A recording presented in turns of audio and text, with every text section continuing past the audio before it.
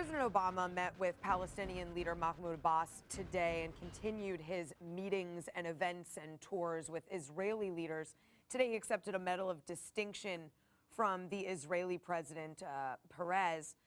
He's been pushing for peace in his speeches in Israel for a region that's been mired in conflict for decades now.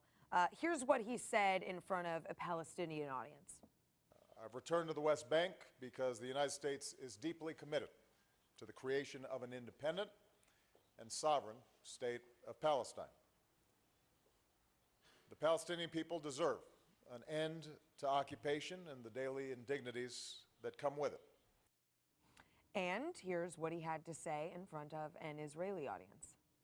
I know there must be something exhausting about endless talks about talks and daily controversies and just the grinding status quo, and I'm sure there's a temptation just to say, enough. Let me focus on my small corner of the world and my family and my job and what I can control.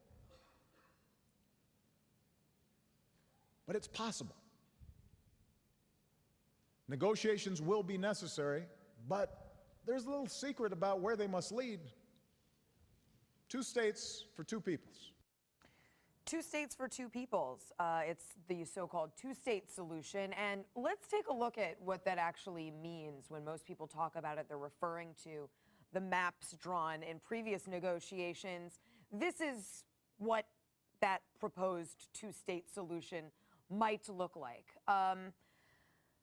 It's a very nice idea, of course. People are calling it a little naive, though. President Obama tried to make diplomatic overtures to both Israelis and Palestinians in a speech that he gave today. He said, I know that Israel's taken risks for peace.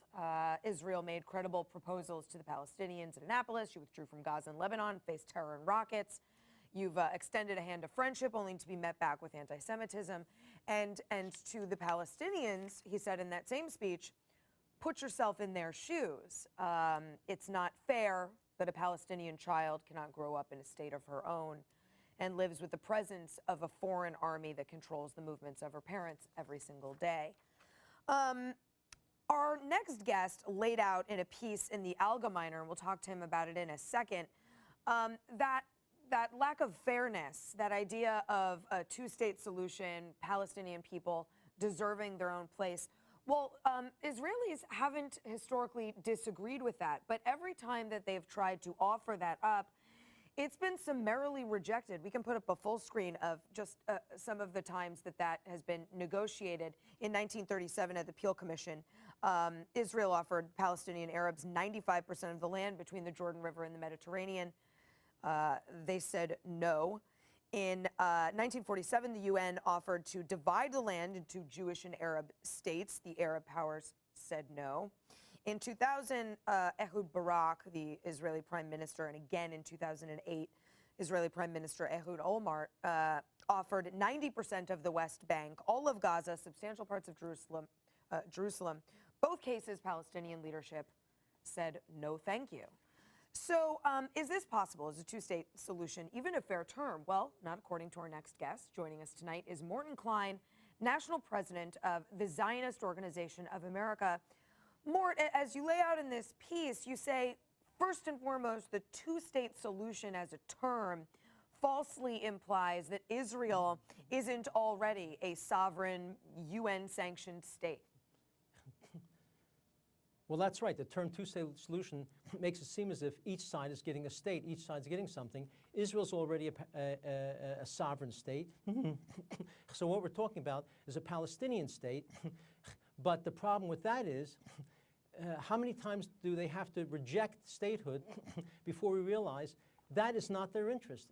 Their interest is Israel's destruction. Right. The reason they turned down states in 37, 48, 2000, 2008, because it meant they had to accept Israel as a Jewish state. They refused. Even their emblem, I happen to have it with me, of Mahmoud Abbas's Fatah ruling party. This is their emblem. It shows a map of the shape of all of Israel with an Arab keffiyeh over all of it, not just the West Bank, Gaza. A Kalashnikov rifle and a big picture of Arafat. By the way, when Obama spoke today, it was in front of a huge picture of Yasser Arafat, and he did not ask him to cover it. This terrorist who killed so many people. Right. So, so it's clear the issue is not statehood. They could have had it. The issue is Israel's destruction. In fact, in a recent poll, 83% of the Palestinian people say they will only accept one state between the Mediterranean and the Jordan River. Well, they yeah. will not accept a Jewish state of Israel. Right, and Mort, you write that even in a New York Times op-ed written by Abbas, Mahmoud Abbas, he wrote that a Palestinian state will lead the Palestinian Authority not to peace, but as sort of a gateway to internationalize the conflict as a legal matter, pursuing claims against Israel at the UN, human rights treaty bodies, and international courts of justice. They don't even want a two-state solution. Isn't that true? Can you believe it? In the New York Times, top of the page, it was May 16, 2011, just a year or two ago, he wrote, when we get a state, it won't be peace. We'll then have the power to go after Israel in the UN and the International Court of Justice. He openly says it. And he said at the United Nations when he spoke, he condemned Israel for 63 years of occupation. That's since 1948, meaning all of Israel is occupied and illegal. Right. And he said it's the land of Muhammad and Jesus, denying any Jewish connection. Right. How many times do we have to hear this before we realize what their interest is? Well, and it also, by seems. the way, he names schools, streets, and sports teams after terrorists who've murdered Jews and Americans. Names them, honoring terrorists. This will be a terrorist state, not to mention half is controlled by Hamas, half is controlled by Fatah. It'll be a two-headed monster. They don't even agree with each other, although this week, Abbas said Hamas is not a terrorist organization. Shocking. Right. Do we want another terrorist state in the Middle Right. East? Well, Mort, the American public seems to have its sympathies behind Israel far more than the Palestinians because of this history.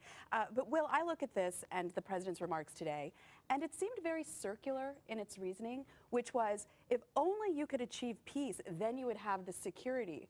Well, you can't have security if the other side doesn't want peace. So there seems to be this sort of sophistry around the question that one side is determined to continue conflict with Israel. In point of fact, just this very day, today in Gaza, Hamas terrorists shot off rockets into Israel while the President of the United States was visiting. You can't impose peace from just one side. Right, and it should be noted as well that the Palestinian state thought that President Obama was very soft on the issue of settlement, that he didn't come out strongly as opposed to them. So, look, President Obama is walking a line. He's attempting to walk a very fine line, and you're suggesting, why didn't you just take a strong stand? I don't have the answer for that. I mean, he's trying to tiptoe because the hope is that by removing settlements as the sort of absolute bailout for Palestinians, Right. that as long as there's settlement construction, they don't have to even pretend to talk. He's trying to nudge away from that to get something going. Administrations before him have tried. There's nothing new here. That's why you said it's circular. It is. It's really actually a rehash Right. of a lot of what Clinton had You'd said before. have peace if they stopped firing rockets at you. The reality Well, is that right. forget about it. He said for a two-state solution. You're really looking at a three-state solution. The Palestinian Authority in the West Bank, and you're talking about Hamas controlling Gaza. Hamas in Gaza does not want a peaceful relationship with Israel. And so if you're actually going to talk about this seriously, Hamas is trying to hold out. They see rising tides of Islamism. They see demography on their side. They think that if they can continue on as is in some ways, then the military parity will be such that they can attack Israel again. That's but their let's end state. remember, Their though, end state is not peace. Let's remember, to get Gaza, the return was supposed to be peace. The Israelis pulled out of Gaza under Ariel weren't gonna get Sharon, it. who was hawkish, in the hopes that it would lead to peace, and it's just more rockets. But Buck, the question that I have for you is, don't you think that this is, in the context of Obama's visit, this is all just more talk that is meaningless? In the larger context of things, Obama is not going to change anything about the understanding that we have of this arena. And don't you think that essentially the people on the ground are just going to ignore what he's saying in this context? I do. I think it's President Obama once again vastly overestimating his ability to convince people to do what he Trying to thinks solve it with a is speech. best.